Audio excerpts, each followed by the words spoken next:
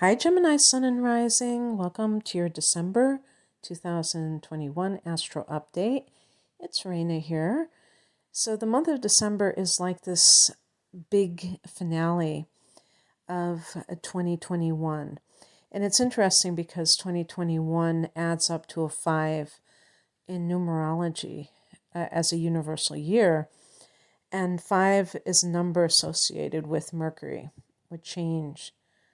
And I was just thinking about this in my own life, One of the numerological when you're calculating your personal numerology, you have your life path, and for some people that's a 5, and that might be that they need a lot of freedom, change, and that kind of thing.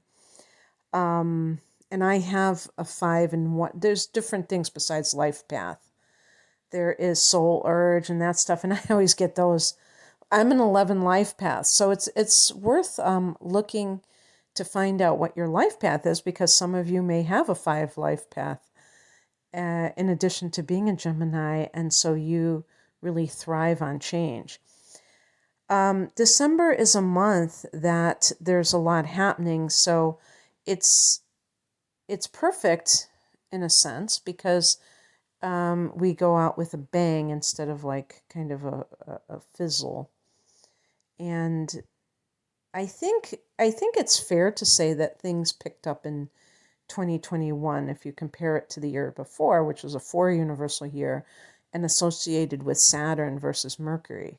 There was a lot more a sense of being, kept in your place, and not being able to, having those restrictions. Obviously there still are restrictions, but it's not the same thing. At least where I am, I have to respect other people if they have been experiencing things from a different standpoint.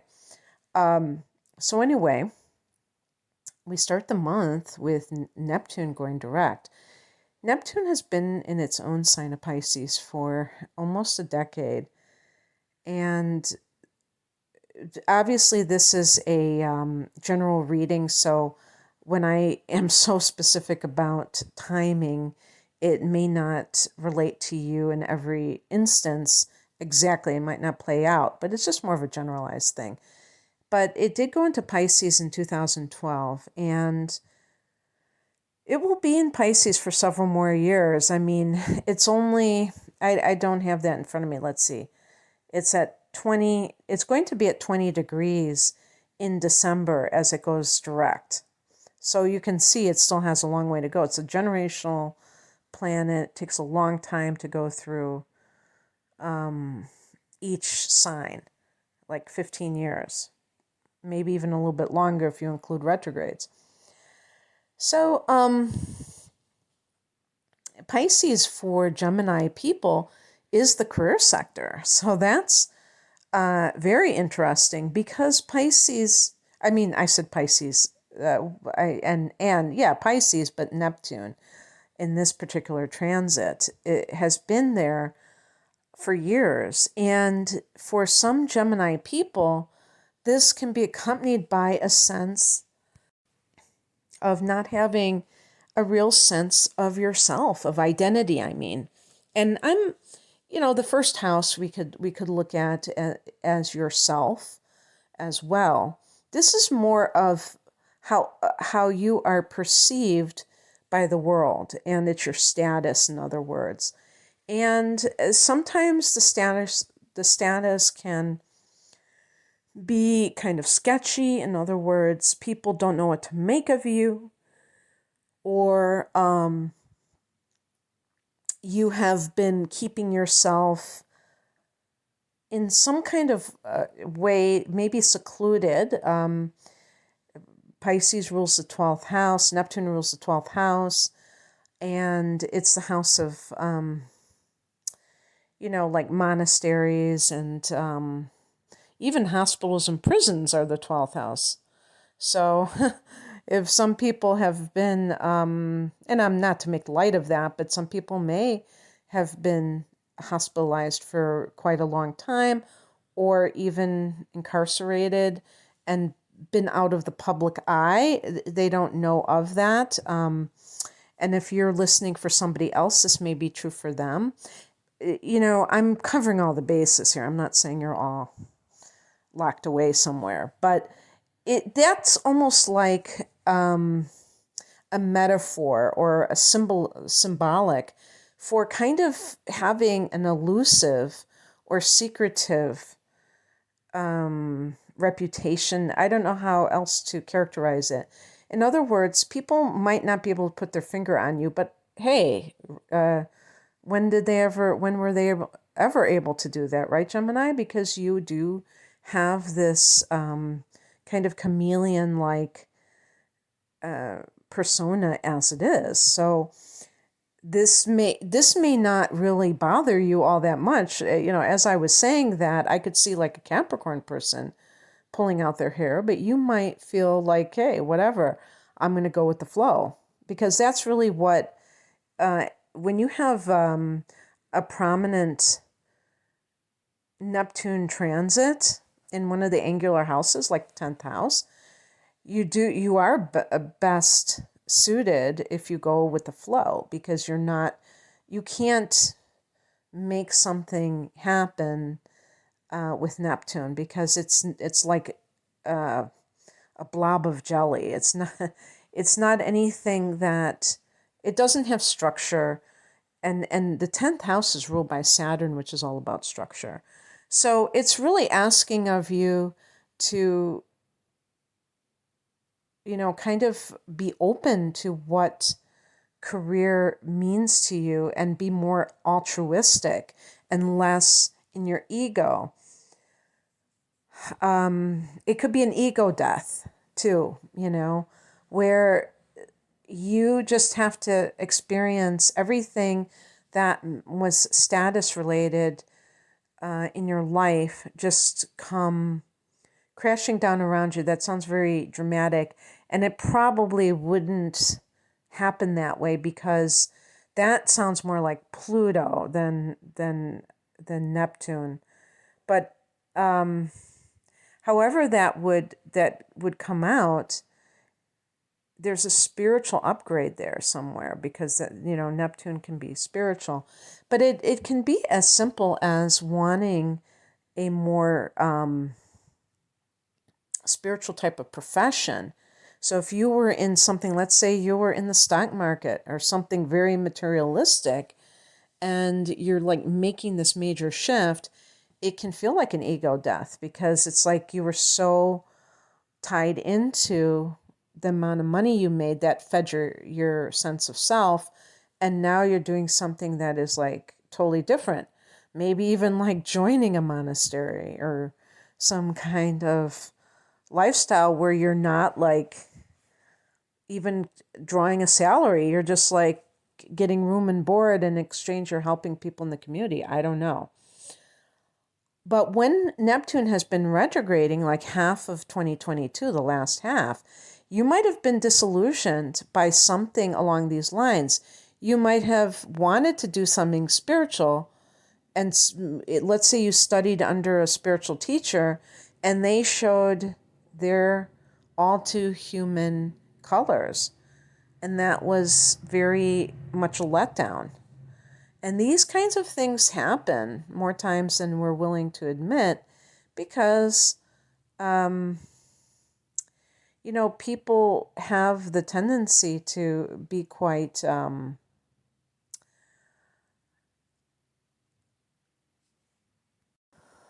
idolizing of other people.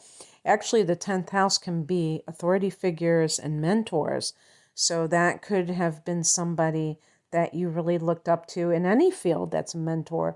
And you had this, maybe it was overly idealistic view of this person that in the past 6 months, you have seen another side to them, and it has felt like a letdown. But remember that really what it is letting you know that they are just like anybody else.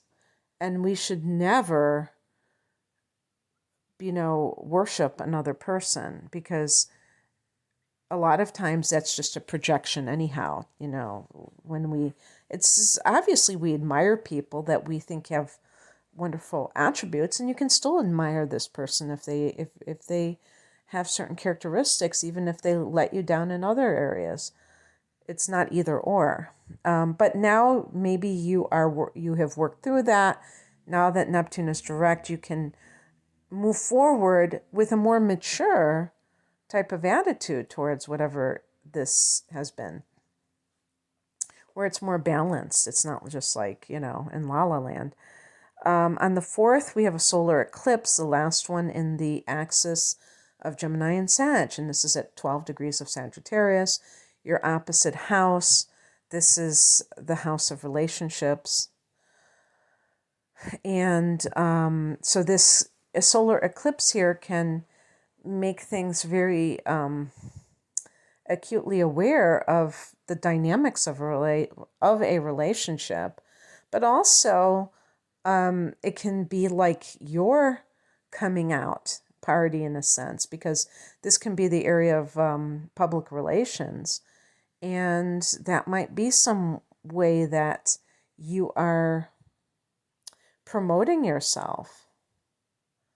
And actually, come to think of it, if you are in any of the anything connected to show business where you are in front of the public, Neptune in the 10th house can give you an aura like of which is kind of otherworldly charisma, and that can be very good for things that connect with like a visual that is dreamy and that kind of thing. And actually, Neptune rules photography, so that might be something where you're achieving a certain look that promotes whatever it is, and I'm assuming it would be of an artistic nature. And so having the solar eclipse here can, right after Neptune goes direct, can help with that promoting of your craft or your thing that you're trying to promote. On the 13th, Mars goes into Sagittarius. So there might be something that, the solar eclipse could even be a rather unpleasant truth that sees the light of day, that forces you. Eclipses in general, lunar, solar, are change agents. So in the 7th house of committed partnership, this can involve a marriage or the equivalent being really put in the hot seat, or, your awareness being drawn to that. And Mars here can have a combative nature, can have, 7th house can be lawsuits, so that as well. And with Gemini, you may have had some kind of protracted, maybe like an estate battle that has lasted years,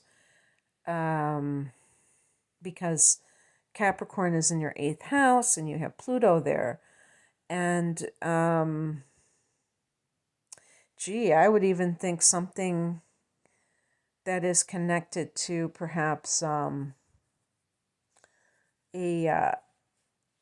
murder investigation. And so I'm saying these very dark things because with Pluto, it can be about, the 8th house can be death. And of course, inheritance require death.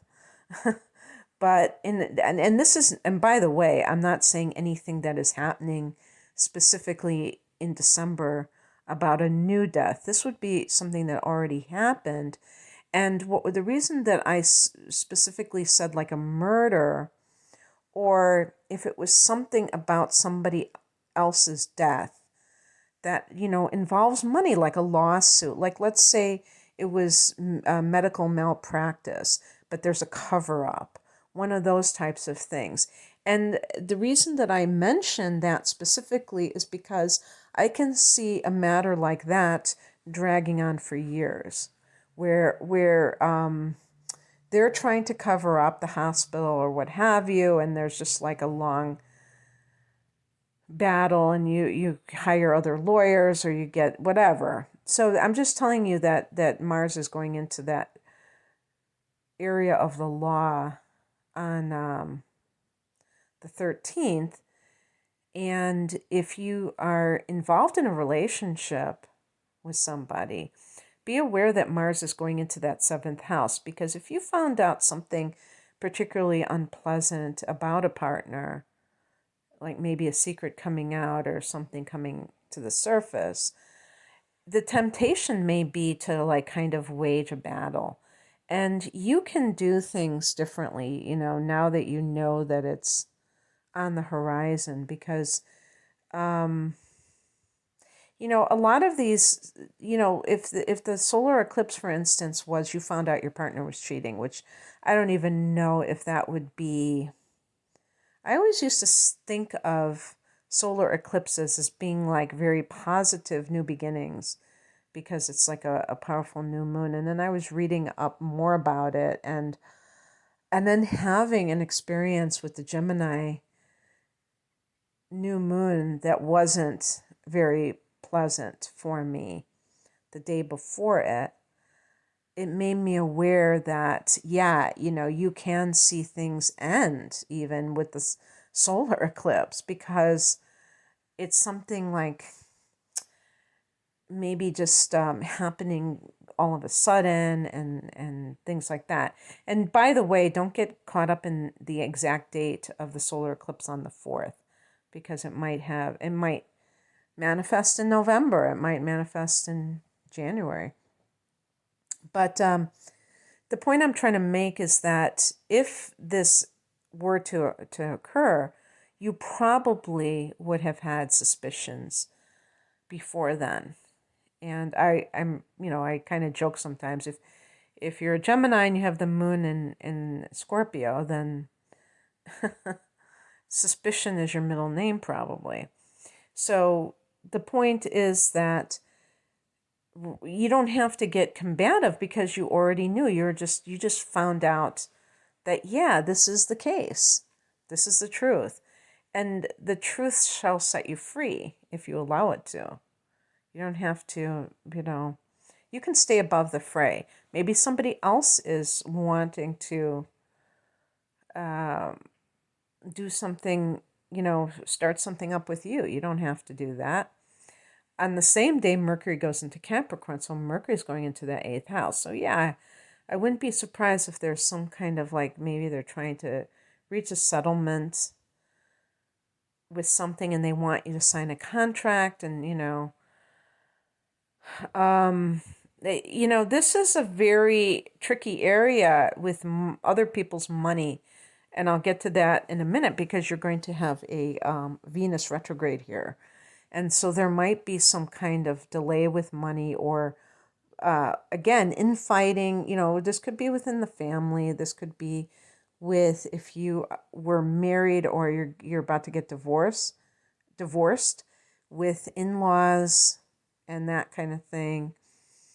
Other people's hands in the pie, so to speak. Also, with Mercury in the 8th house, this can be like studying astrology, the tarot, other occult metaphysical topics. The 18th, full moon in your sign, 27 degrees of Gemini, 1st house, baby. So something coming to your awareness about yourself, maybe something that you need to stop doing. Gemini people, it's funny to me. I don't know if this is even true, but it may, and I'm talking about specifically with the sun in Gemini, and because I deal with a lot of women, I would say women specifically, that they do have vulnerability sometimes, because Cancer is right next to you. You may have like Venus in Cancer, or Mars in Cancer, Mercury in Cancer, something like that, and you don't have that flippant attitude, and your moon can be any sign, and it could be, your moon could be in Pisces, it could be in any of the water signs, where you have emotional vulnerability, and because you're a mutable sign, you're a little bit too accommodating, and you don't have those proper boundaries. And by the way, this is not limited to personal relationships. This may be something that is in your career that is being exploited. And maybe that's Neptune in the 10th house. And now that, and you have been able to see that you were taken advantage of. And, that's the kind of thing that you have to really be vigilant about, so that you're not treated like, you're not exploited, you're not taken advantage of. But yeah, something major could be ending in your life in general.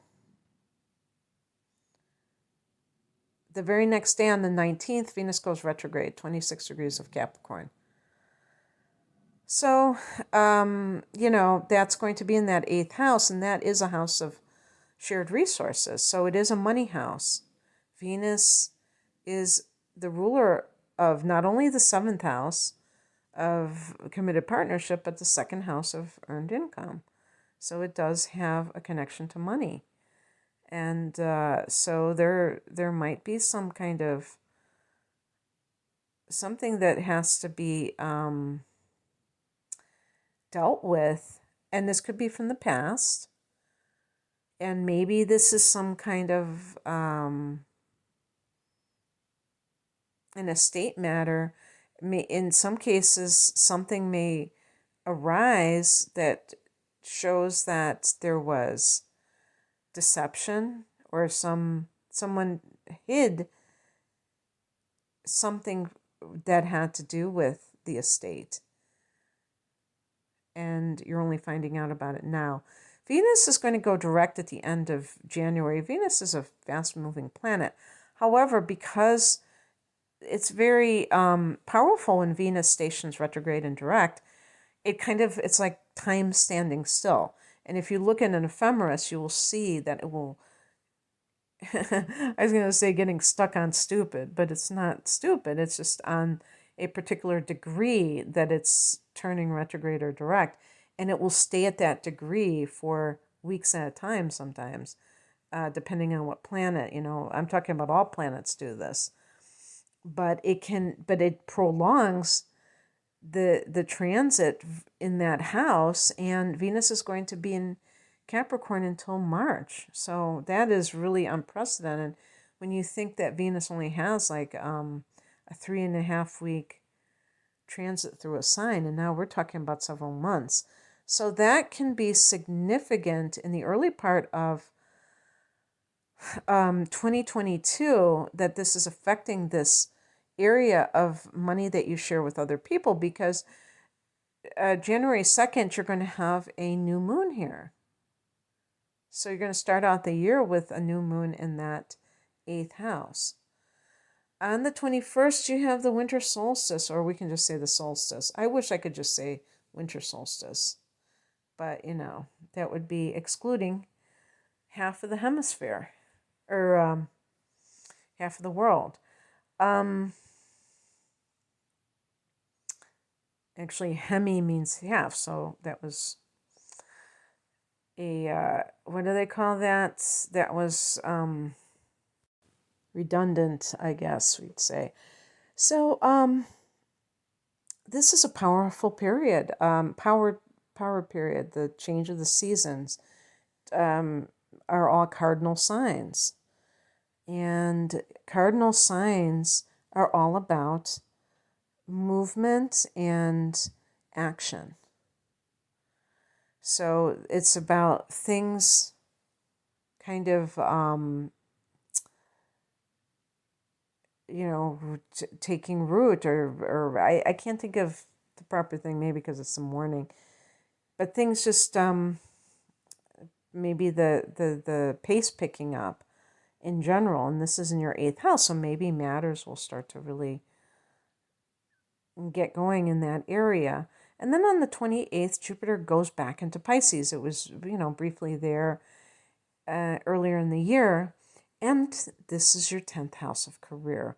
So Gemini 2022 can be a great year for career growth. And especially when you bring ethics, when you are above board and you're doing things from a higher level. I have done a video on the transit of Jupiter in the 10th house. And it's funny because somebody asked me, I'm waiting for this, because I guess I forgot to do Geminis. And so I finally did do that last week. And I don't know if I put it on my playlist, but it definitely is on my channel, so you can check that out if you're interested on a more expanded version. But it can give you more growth opportunities and even luck, if you believe in luck.